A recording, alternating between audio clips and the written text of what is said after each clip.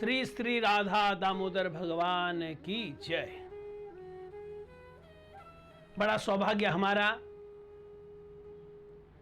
कि गुरु महाराज जी की कृपा से, गुरु वर्गों के अनुग्रह से, भगवान श्री राधा दामोदर जी की अनुकंपा से हमें उनका जो एक मास चलने वाला जो दामोदर व्रत, कार्तिक व्रत,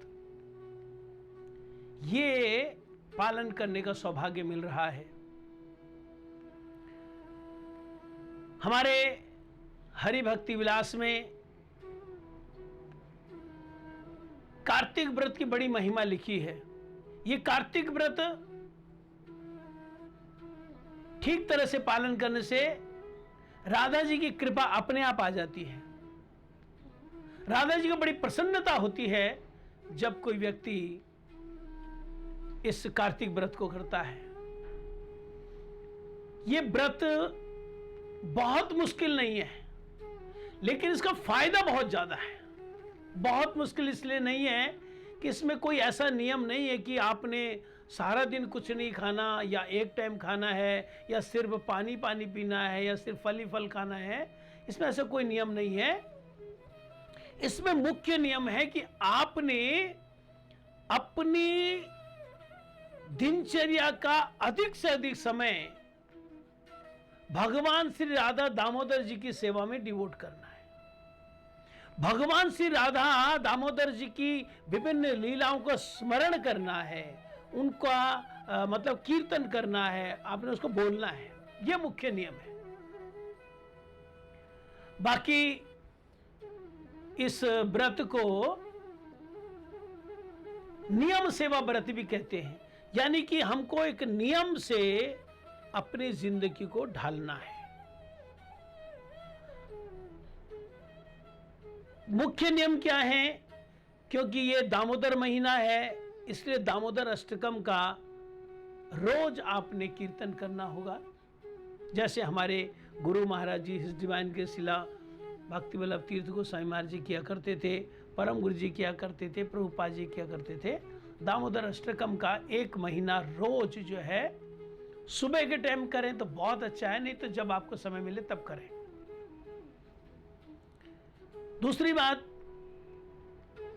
हमारे श्री कृष्णदास कविराज गोस्वामी जी ने भगवान राधा गोविंद जी की सभी लीलाओं को, अलग अलग रस की लीलाओं को, अलग अलग प्रकार की लीलाओं को, विभिन्न लीलाओं को गोविंद लीलामृत ग्रंथ में संजो कर रखा है। बड़ा दिव्य ग्रंथ है। तो भगवान की जो सुबह से और अगली सुबह तक की जो लीलाएं हैं, उनमें से कुछ चुनिंदा लीला लेकर हमारे श्री भक्ति विनोद ठाकुर जी ने सिस्टम बनाया कि आप इन लीलाओं का स्मरण करें। स्मरण करने से यह होगा कि मतलब हमारे दिमाग में कॉन्सेप्ट बनेगा कि मेरी जिंदगी का मकसद क्या है, या मेरी साधना का मकसद क्या है। क्योंकि जब आप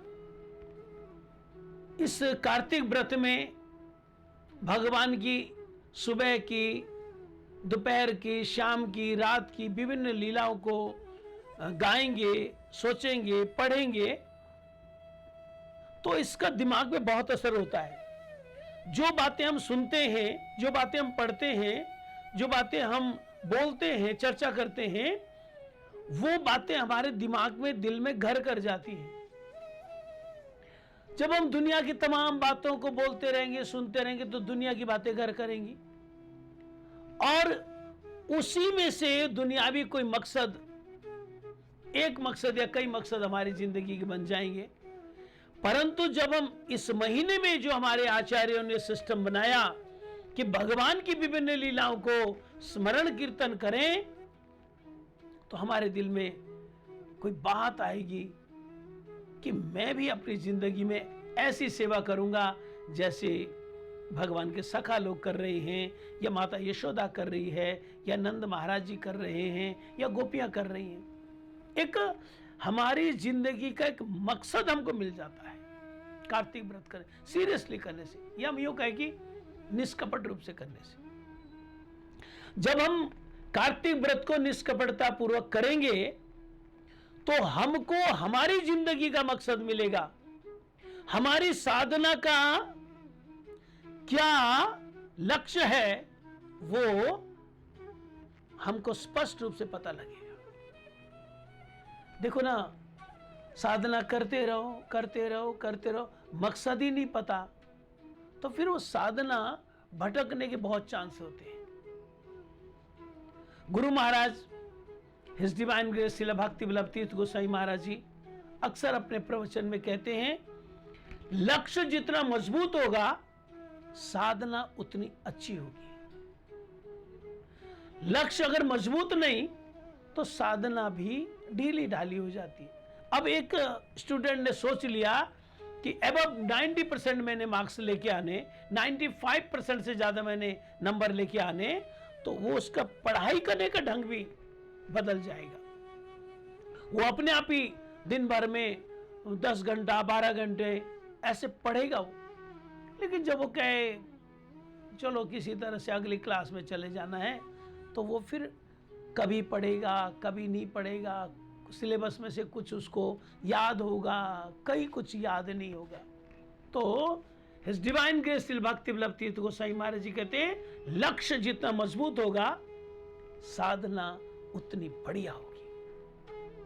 तो ये कार्तिक व्रत हमारे लक्ष्य को मजबूत करता है, क्योंकि हमारे आगे बहुत सारे भक्तों के चरित्रों को, बहुत सारे भक्तों की भक्ति को लाकर खड़ा कर देता है।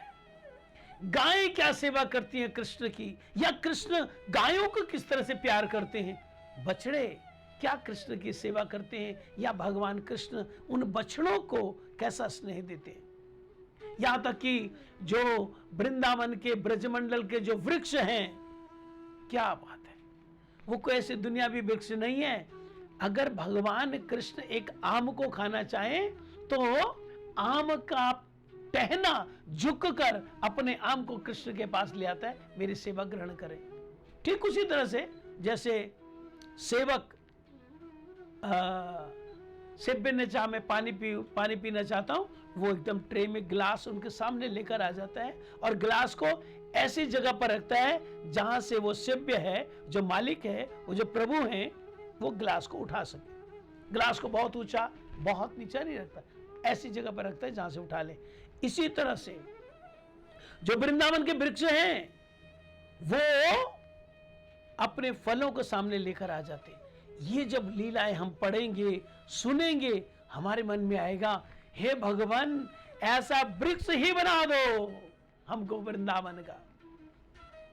खैर, सखाओं की जब लीला हम पढ़ते हैं, सखाओं की लीला जब 1 महीना लगातार सुनते रहेंगे तो मन में आएगा, सखा बन जाऊं तो कैसा रहेगा।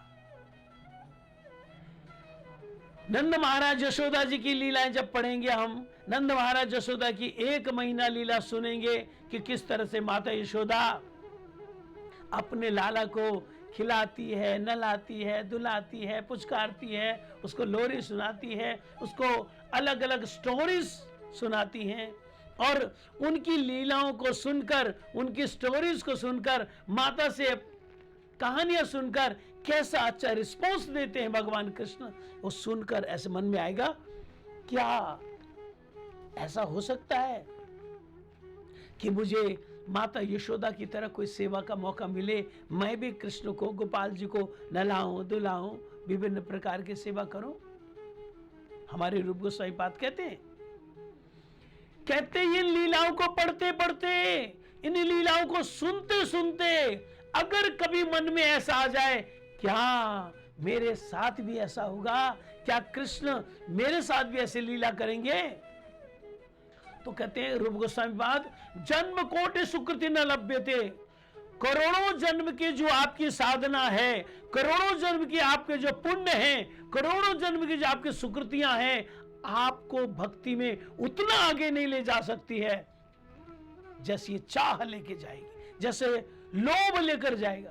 देखो दुनिया में लोभ तो पाप का बाप होता है, लेकिन भगवान की सेवा के लिए लोभ हमको लगातार प्रोग्रेस पर ले जाता है। एक पठान भक्त हुए हैं रसखान जी, उन्होंने बड़ा अच्छा लिखा, मतलब भावुकतापूर्ण भजन उन्होंने लिखे हैं। तो एक जगह पर वो लिखते हैं, शेष महेश गणेश दिनेश सुरेश हूं जाहि निरंतर गावे, जाहि अनादि अनंत अखंड या छेद या भेद सुभेद बतावे। कहते शेष माने शेषनाग जी, जिनके ऊपर विष्णु भगवान शयन करते, महेश माने शिव जी महाराज, गणेश जी महाराज, दिनेश माने सूर्यदेव, सुरेश माने इंद्र। ये कहते बड़े बड़े देवता जिन भगवान की स्तुति इस प्रकार से कहते हैं कि आप अनादि हो, अनंत हो, अखंड हो, आपका भेद कोई नहीं पा सकता, इस तरह जिनकी स्तुति करते हैं, कहते वो भगवान कृष्ण जब गोपियों के पास होते हैं तो गोपियां क्या करती हैं? बोलो शेष महेश गणेश दिनेश सुरेश हूं जाहि निरंतर गावे, जाहि अनादि अनंत अखंड या छेद या भेद सुभेद बतावे, ताही अहीर की चौहरिया छचिया पर छाछ पे नाच नचावे। और रसखान जी कहते वो जो भगवान अछेद अभेद सुभेद वाले भगवान, अनंत अखंड अविनाशी जो भगवान है, कहते जब गोपियों के पास रहते तो कैसे प्रेम के वशीभूत है। बोले छचिया भर छाछ, एक गिलास लस्सी, एक गिलास लस्सी गोपियां दिखाती, देख लाला तेरे को ये लस्सी पिलाऊंगी, ये तेरे को छाछ पिलाऊंगी, तो डांस करके दिखा, नृत्य करके दिखा। और भगवान कृष्ण जो सर्वेश्वर है, परमेश्वर है, अनंत ब्रह्मांडों के जो मालिक हैं, अनंत वैकुंठों के जो मालिक हैं, जिनके घर पर 9 लाख गाय बंधी हुई, नंद महाराज की 9 लाख गाय थी, वो जिनके घर में 9 लाख गाय, कितना दूध, कितना दही, कितनी लस्सी होगी, लेकिन वो गोपियों का जो प्रेम है, उस प्रेम को रखने के लिए छचिया भर छाछ पे नाच नचा, भगवान नृत्य करके दिखाते और एक छाछ, एक गिलास वो छाछ लेते। मतलब ये जब लीलाएं हम इस कार्तिक मास में 1 महीने पढ़ेंगे, सुनेंगे, मन में आएगा इतनी क्लोजनेस भगवान से गोपियों की। तो फिर याद आएगा कि महाप्रभु जी ने जो हमको ये हरे कृष्ण महामंत्र दिया है, महाप्रभु जी जो हमको साधना बताई है, ये तो गोपियों की स्थिति तक ले जाती है, ये वाली स्थिति जहां पर छचिया बर छाछ पे नाच नचावे, ऐसा स्थिति आए। माने ये कार्तिक मास हमको जीने का एक मकसद दे देता है, हमको हमारी साधना का लक्ष्य बताता है। हमारे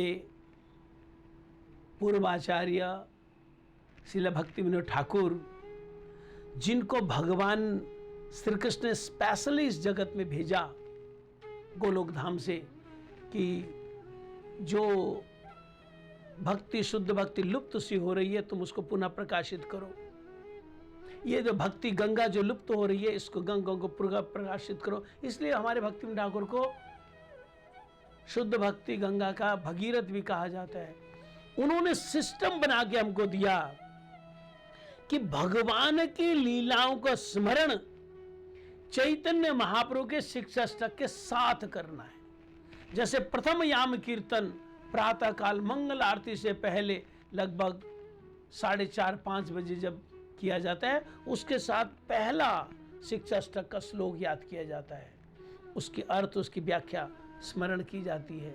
जब मंगल आरती के बाद दूसरा याम कीर्तन लगभग 6:30 के आसपास किया जाता है, सुबह की भगवान की क्या क्या लीलाएं, उसके साथ दूसरा शिक्षाष्टक का श्लोक याद किया जाता है।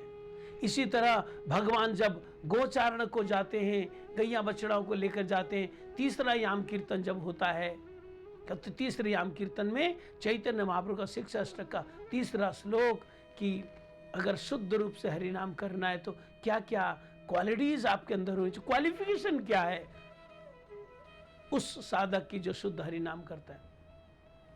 शाम के टाइम में जब चौथा याम कीर्तन याद किया जाता है, जिसमें भगवान कृष्ण अपने मधुर रस के भक्तों के साथ राधा कुंड में हैं। हमारे गौड़िया जगत में ऐसा माना जाता है, भगवान कृष्ण की जितनी तरह की लीलाएं हैं, सर्वोत्तम राधा कुंड की लीला है। उसके साथ चौथा याम कीर्तन याद किया जाता है। इसी तरह सायंकाल जब भगवान कृष्ण गैयाओं को लेकर वापस आते हैं, तो पंचम याम कीर्तन के साथ महाप्रभु के शिक्षा अष्टक का 5वां श्लोक याद किया जाता है। इसी तरह वापस आकर जब माता यशोदा उनको नहलाती है, धुलाती, वो सब लीलाएं हैं। छठे याम के साथ छठा शिक्षा अष्टक का श्लोक याद किया जाता है। और रात्रिकालीन लीला में 7वें 8वें याम कीर्तन में भगवान चैतन्य महाप्रभु के मुखारविंद से निकला हुआ शिक्षा अष्टक का 7वां और 8वां श्लोक। और कई बोले मेरे तो संस्कृत समझ में नहीं आती, इसलिए हमारे भक्ति ठाकुर जी ने हर एक शिक्षा अष्टक के श्लोक का बड़ा सुंदर भावानुवाद किया भजन के रूप में, ताकि गाते गाते हमको चैतन्य महाप्रभु की शिक्षा याद आ जाए और वो भगवान की लीलाओं का स्मरण जो कृष्णदास कविराज गोस्वामी जी ने गोविंद लीलामृत संस्कृत में लिखा, भक्ति ठाकुर को उसको इजी बनाने के लिए उस पर भजन लिख डाले। 8 भजन लिखे अलग अलग लीलाओं के, उनको संस्कृत भी पढ़ सकते हैं, संस्कृत भी पढ़ते हैं और भजन भी गाते हैं, ताकि वो लीला गाते गाते जो भगवान की लीला का स्मरण हो। तो कार्तिक व्रत 1 महीने तक चलने वाला व्रत है, बहुत आसान है और बड़ा फलदायक है। आज 27 अक्टूबर से ये कार्तिक व्रत शुरू हो रहा है और ये 26 नवंबर को, जिस दिन हमारे अखिल भारतीय श्री चैतन्य गौड़ीय मठ के जो संस्थापक हैं हिज डिवाइन ग्रेस शिला भक्ति दयित माधव गोसाई महाराज, उनके अपीयरेंस डे को सेलिब्रेट करेंगे हम। उसी सेलिब्रेशन के साथ इस कार्तिक व्रत का समापन होगा। और बड़ा गूढ़ रहस्य है कि जिस दिन गौर किशोर बाबा जी महाराज जी निर्याण लीला कर रहे हैं, उसी दिन हमारे परम गुरु महाराज जी आगमन की लीला कर रहे हैं। तो ये सारा कुछ रसास्वादन कार्तिक व्रत में है। तो इसमें नियम बनाने पड़ेंगे आपको। आपने कितनी हरिनाम की संख्या रोज करनी है, कौन कौन सी स्तुतियां करनी है। ये जो भागवत पाठ होता है, हमारे लाइव टेलीकास्ट में भी भागवत पाठ आएगा, आपको रोज मिलेगा 8 बजे से 9 बजे तक। भागवत की कथा और क्वेश्चन आंसर्स वगैरह उसमें होंगे। श्रीमद् भागवत से जो 8वां स्कंद है, उससे गज और ग्राह का जो प्रसंग है, वो हमारे पूर्वाचार्य गुरु जी परम गुरु जी करते आए हैं। उसी परंपरा को आगे चलाते हुए, उनके पद चिन्हों पर चलते हुए हम गजेंद्र मोक्ष का पाठ ये करेंगे रात्रिकालीन सभा में। आप अगर जहाँ पर भी गौड़ीय मठ के सेंटर से हैं, वहाँ पर ये भागवत पाठ होगा। अगर वहाँ जा सकते हैं बहुत अच्छी बात है, नहीं जा सकते तो ये आत्मा का जो टॉनिक फेसबुक पर है, इस पर आप इसको सुन सकते हैं। रोज़ 8 बजे से ले 9 बजे तक ये रोज़ इसका भागवत पाठ आएगा। अच्छा, एक और बात है, इस कार्तिक व्रत को दामोदर व्रत कहते हैं। इस कार्तिक व्रत को दामोदर व्रत इसलिए कहते हैं क्योंकि ये वही महीना है जिस महीने में भगवान श्री कृष्ण को माता यशोदा ने ओखली से बांधा था। एक ओखली है और भगवान कृष्ण और रस्सी से बांध दिया था उनके पेट में। संस्कृत जिन्होंने पढ़ी है या हिंदी पढ़ी है, हिंदी में एक समास होता है बहुब्रीहि समास, है ना। दाम है उदर में, जिसके अर्थात दामोदर, दामन रस्सी, जिनके पेट में माता यशोदा ने रस्सी बांधी थी। तो ये वही महीना है जहां पर भगवान कृष्ण माता यशोदा के प्रेम में बंध गए थे, उस प्रेम रूपी रज्जु में बस गए थे। ये वो महीना है। हमारे भी भगवान प्रेम में रस जाएंगे, बस जाएंगे, अगर हम इस महीने के व्रत को ठीक से करें। इसके अलावा इस महीने में बहुत कुछ होता है। भगवान श्री राम 14 वर्ष के वनवास के बाद अयोध्या वापस आते हैं, सारे ब्रजवासियों की इच्छा को पूरा करने के लिए, कि ब्रजवासियों के मन में है कि लगातार कृष्ण का दर्शन करें। भगवान गिरिराज धारण करते हैं और गिरिराज धारण करके 7 दिन 7 रात गिरिराज को धारण करके रखते हैं और सारे ब्रजवासी कृष्ण का निरंतर दर्शन करते रहते हैं। तो ये बड़ा महत्वपूर्ण महीना है। अपने मन में संकल्प कीजिए, आपने इस व्रत को बहुत अच्छी तरह से करना है और उस संकल्प के लिए गुरुदेव से, परम गुरुदेव से, भगवान से प्रार्थना करें, हे प्रभु, हे गुरुदेव, मुझ पर ऐसी कृपा करें जैसे मैं आपके इस व्रत को कर सकूं और आपका आशीर्वाद ले सकूं, आपकी सेवा में आगे बढ़ सकूं। आप सभी के लिए एक और खुशखबरी है कि ये जो कार्तिक व्रत चलेगा, इसमें जो भजन होते हैं या जो श्लोक उच्चारण होते हैं या जो जो लीलाओं का या चैतन्य महाप्रभु के शिक्षा तक के जिन जिन शिक्षाओं का स्मरण कीर्तन बहुत ज़रूरी है, आप ये जो आत्मा का टॉनिक है, इस आत्मा के टॉनिक शीर्षक से यूट्यूब पर आप रोज़ थोड़ा थोड़ा उसका रसास्वादन कर सकते हैं। रोज़ रसास्वादन करते करते आपके मन में आएगा, मुझे तीव्रता से भजन करना है, आपका भजन बहुत अच्छा चलेगा। श्री श्री राधा दामोदर भगवान की जय।